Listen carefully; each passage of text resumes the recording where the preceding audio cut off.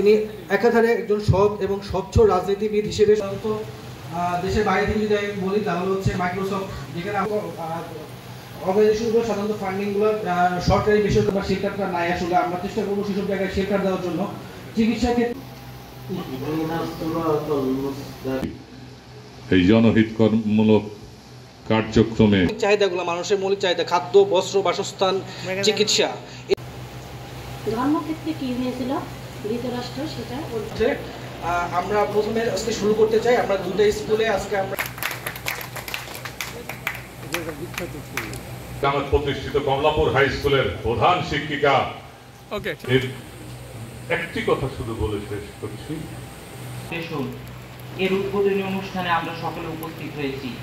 আমি রব্বুল আলামিনের কাছে দোয়া প্রার্থনা করছি আপনাদের সকলের জন্য। মেঘ বৃষ্টি রোদ দূরের খেলা চলছে, ঝড়ঝড় করে বৃষ্টি